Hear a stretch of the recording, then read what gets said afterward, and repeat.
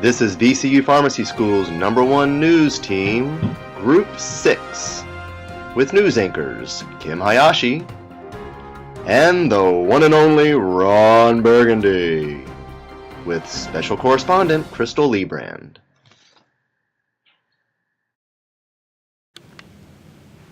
Good afternoon, P1 class. Welcome to SOP Health Report. This is the one and only Ron Burgundy with Kim Hayashi representing News Team Channel Group 6. What do we have on the agenda for today, Kim? Well, Greg, we have a really fascinating report on diabetes and its application in the pharmacy. That sounds incredibly boring, Kim. Well, let's get started anyway. What do we know about diabetes today? Well, actually, it's a very fascinating report, and there's two types of diabetes, Ron. There are type 1 diabetes, which is usually juvenile onset diabetes, and it accounts for about 10% of the diabetic population. In this type of diabetes, there's a lack of insulin in the body due to an autoimmune destruction of the insulin-producing beta cells in the pancreas. Interesting. I think I have an uncle with type 2 diabetes. And type 2 diabetes can have on onset at any age, but mostly occurs in adults rather than children. In this type of diabetes, there is insulin resistance. Either not enough insulin is produced, or the insulin is ignored by cells. Well, that sounds terrible. About how many people in the United States have diabetes? Well, Kim, 8% of the U.S. population has diabetes, which is about 26 million people. However, 7 million of those people don't even know they have diabetes. And what's worse is that 79 million people are pre-diabetic, and that's the leading cause for 7% of the population's early onset chronic conditions, and that number is supposed to double by 2030. That sounds awful. How does diabetes affect the body? Well, Ron, as you can see in this picture, it affects all the body systems, including the brain. It leads to cardiovascular problems, problems with the eyes like glaucoma, kidney failure, and problems with extremities, resulting in amputation. Well, it sounds like an extremely important issue, Kim. Looks like a good place for healthcare providers like pharmacists to get involved. Absolutely, Ron. Pharmacists are the most accessible healthcare providers. In fact, diabetic patients see their pharmacists 7 times more per year than their primary care providers.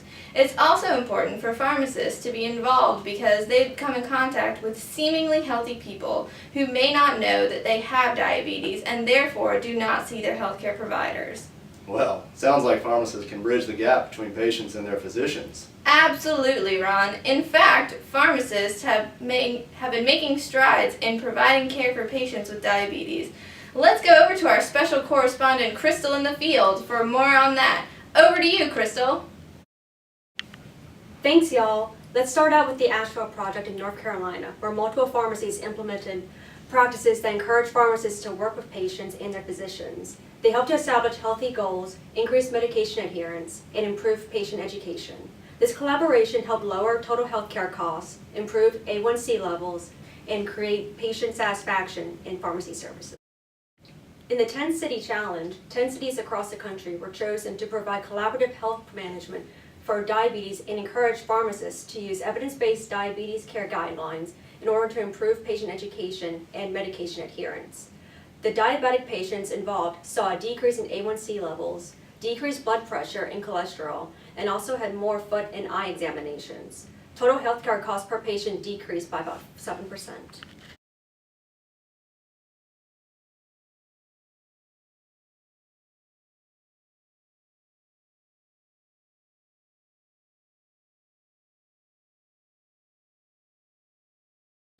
Project Impact was a nationwide effort that targeted areas that were disproportionately affected by diabetes. This project also encouraged collaboration between healthcare providers and patients. In addition, it encouraged regular collection and reporting of results by pharmacists to gauge the improvement patient status over time. If you're a member of VASP, you can get involved in Operation Diabetes here at VCU. Members visit sites such as Hamilton Beach to conduct blood glucose screenings. They also participate in diabetes walks to raise money and awareness. Back to you guys in the studio. Ron, you're on. You're back on the air. Oh my gosh. Excuse me. Thanks for that report, Crystal. Well, that Crystal is almost as fantastic as I am. Kim, you might have to look out for your job. It looks like pharmacies can have a huge impact. Why don't all pharmacies do it? Well, Ron, there are so many challenges that pharmacies face. Take a look at this local pharmacy. Where are you going to store this medication? I don't know, in my bathroom? Miss Chabra, you can't store it in your bathroom. You have to store it in the refrigerator. Okay, I'll Excuse store me, it. I but have to go. I'm double telling you. Hold on just a second. Hold on one second. Miss Chabra, I'm not done. Miss Chabra, I need to talk to you about a few more things. Okay, I'll get to you guys in just 1 second. Okay, who's next? I'm next. I was next. Okay, well, I'll take whoever's I was next. next. I was here first. Okay, I'm going to help everyone. I just need whoever was next to come forward. I was next. Okay, who are you waiting on? I'm waiting on my prescription. Okay, just 1 minute. Wow, Ron, look at how busy that pharmacy was. It's hard to implement glucose screenings and thorough counseling when the pharmacist and the techs are stretched so thin. Many managers see this as an interruption to the workflow. CLIA waivers and OSHA regulations would also have to be considered. Also, Kim, cost is a big factor. It costs pharmacies to have supplies for screenings, education materials, and other resources. We also have to consider factors such as, do we charge the patient, can we bill the insurance, and get reimbursed? Also, if you screen a patient and refer them to their doctor, that doesn't mean the patient will comply, because many do not want to change their lifestyle. Because diabetes symptoms are often masked until later. Patients don't see it as an immediate threat to their health. Even with all the challenges, there seems to be plenty of opportunity for now and in the future. You're right, Ron. There are plenty of opportunities to provide screenings both in and out of the pharmacy at health fairs and other community events. Pharmacists can also facilitate for other providers, such as dietitians, to provide educational sessions for diabetic patients to help them improve their lifestyles. Pharmacists can also be more involved in the formal education of patients in regard to their medications and management of their condition. Pharmacist involvement in this way can decrease harmful effects from diabetes and help patients avoid the long-term consequences of unmanaged or undiagnosed diabetes. So obviously, pharmacy needs to continue to move towards more patient-centered care in the future. Doing this will help provide more comprehensive care to patients, especially those with diabetes. Well, Kim, from all of us here at News Channel Team Group 6, thanks for watching. I'm the one and only Ron Burgundy saying, stay classy, V1s. And I'm Kim Hayashi. Thanks for joining us this afternoon, and don't forget to get your blood glucose tested. Yes, but mainly, stay classy. I'm Ron Burgundy. But still, don't forget to get your blood glucose tested. Stay classy. I'm Ron Burgundy. Thanks for joining us. Stay classy.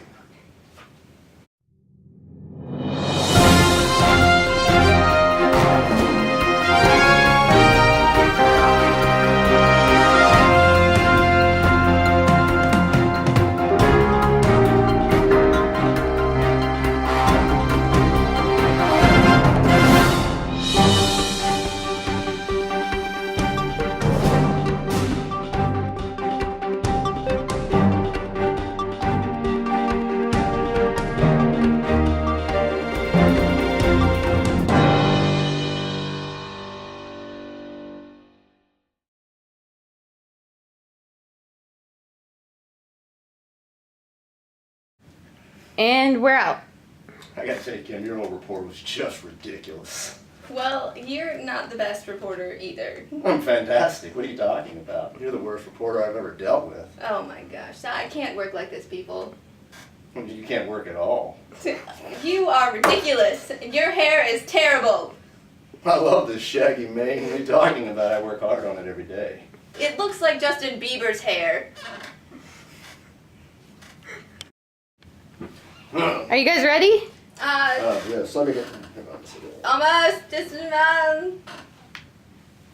Oh, yeah. Have you ever thought about straightening your bangs? you should. And we're out. Your old report was just ridiculous. Well, diabetes, it's important. People need to know about this. I'm going to tell you, you're one of the worst reporters I've ever dealt with. Well, at least my hair doesn't look like Justin Bieber's. Do you go to his hairdresser or something? I could end like that. You are looking at Not the camera, just I like can cover just it.